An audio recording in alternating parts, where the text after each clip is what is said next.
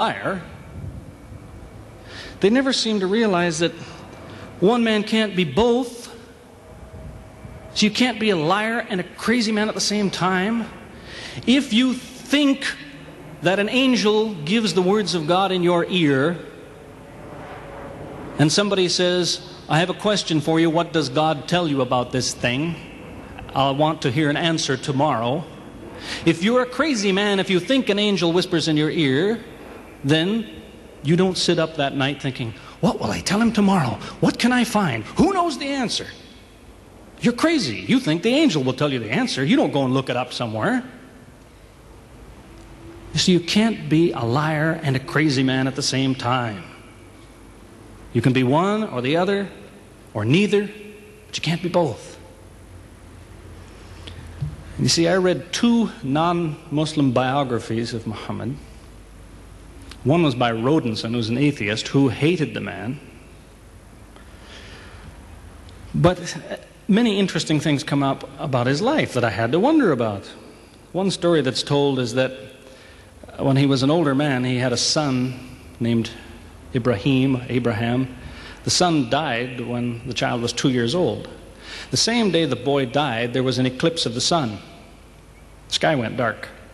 And the Muslims came running to their prophet and said, look, it's a miracle. Your child died and the sky went dark in sadness.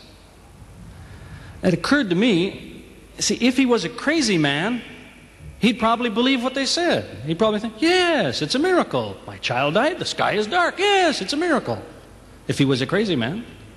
If he was a liar, he would have taken advantage of it. He would have said, yes, right, my child died, the sky is dark, you tell everyone, it proves I'm a prophet. It's a miracle. But what did he do? He became angry with the Muslims. He told them that was nonsense. He was angry with them. How dare you say that? He said the sun and the moon are signs of God, and they don't worry themselves about the birth of a man or the death of a son of Muhammad. Doesn't look very crazy. He doesn't look much like a liar. Now you have a third alternative, of course, which people tell you all the time. They say, no, he was not a liar. He was not a crazy man. He was deceived by the devil. Deceived by the devil. It's an interesting idea, but whatever you say, you better be ready to back it up. There's a lot of difficulties with that idea. For example, there is a verse in the Quran which tells the reader about a good habit to develop. It tells him, before you read this book, always say, A'udhu billahi minash shaitani rajim, which means, I take refuge in God from Satan the rejected. Is this Satan who wrote this? Who said, before you read my book, ask God to save you from me? Is that Satan who wrote that? As Jesus said, if Satan is divided against himself, then his kingdom will fall. He's fighting against his own interests. So let me finish with a story that illustrates a point. As I said, there's many theories and many explanations around. Many explanations. But an explanation, something somebody tells you, is just so much air coming out of his mouth unless he has proof and unless he offers you something that you can use to falsify it. You see, there's many theories of how do the planets go around the sun and how do the stars burn and all the rest of it. Many theories. Most of them are just so much wind. Scientists pay no attention to them because they don't contain something that could be checked to prove it false. You see, Einstein was considered an intelligent man because when he offered his theory in 1905 and again in 1915, he didn't just offer a theory, he said, here's 3 ways to prove I'm wrong. Now it's worth listening to. He's told me, here's 3 different things you can do. If you can do this, I'm wrong. Here you are. Is there anything like that in Christianity? Has the Christian ever said, you want to prove I'm wrong? All you have to do is this. Has he ever done that? The Quran is filled with that kind of thing, filled with it. Saying, you want to prove this book is wrong? Do this. Prove it. Go ahead. Do it. Filled with that kind of thing. There's an example of it that made a big impression in its day, during the lifetime, 14 centuries ago, of the Prophet of Islam. You see, he had an uncle named Abu Lahab, That was his nickname, Abu Lahab. This man hated Muhammad. He hated anything the man said.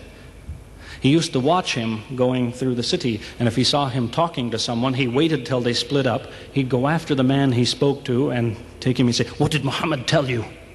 Whatever it is, it's a lie. Did he tell you day? It's night. Did he say black? It's white." Exact opposite.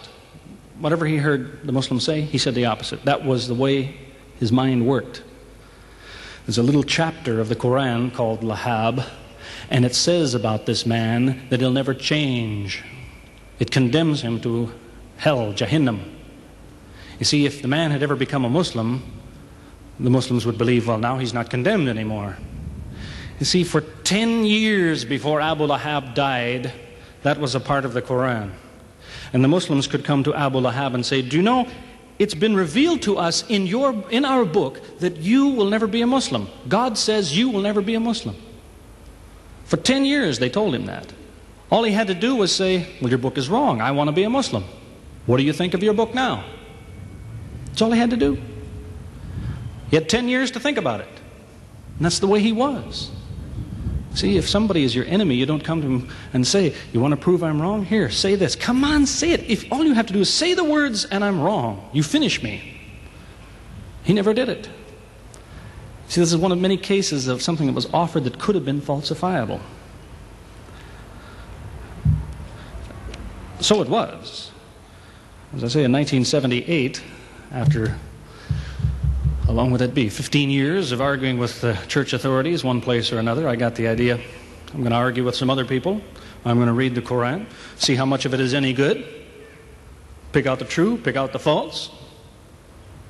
Thought it'll take a few years, it'll take some serious study and so on. I read through it. About 3 days later, I finished it. I said, this is what I've been saying for 15 years. So I went to find some Muslims. I don't want somebody to feel you've been tricked into something. I haven't said anything about Christianity that isn't true. I haven't said anything about Islam that isn't true, unless it was a slip of the tongue or something. I'm simply trying to remind an individual, don't close your mind before it's too late. Don't make up your mind before you have all the facts.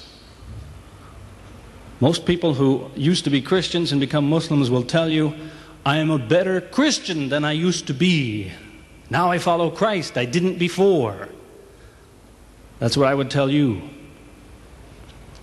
The Bible says Jesus told his disciples, when you greet one another, let your greeting be, peace be with you. He set the example. Peace be with you. Who says that today? Christians? Once in a great while, maybe. Muslims, whether they speak Arabic or not, they say, Salam alaikum. Peace be with you. Jesus, when he prayed in the Garden of Gethsemane, put his forehead on the ground. Who prays like that? Christians or Muslims? Jesus used to fast for more than a month at a time. Who fasts today? Christians or Muslims? Who really is trying to imitate Jesus? Somebody said to me before coming in here, they said, the Muslims make Jesus out, they insult him and so on and so on. How, possibly, do they insult him? They lift him up. Up. They can't tolerate anything bad said about him. They would just as quickly tell you that, you know, they say Muhammad Rasulullah means Muhammad is the messenger of God. They will just as quickly say Isa, Jesus, Isa, Rasulullah, no problem. Just as quickly tell you that, because it's true. They occupy the same place. If God himself wants to make distinctions among his prophets, that's his business, not ours. Treat them all with the same amount of respect. May God guide us always closer to the truth.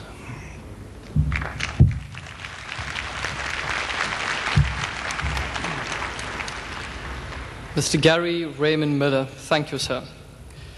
Ladies and gentlemen, it is now discussion time or question time. However, there are a few rules which you must follow.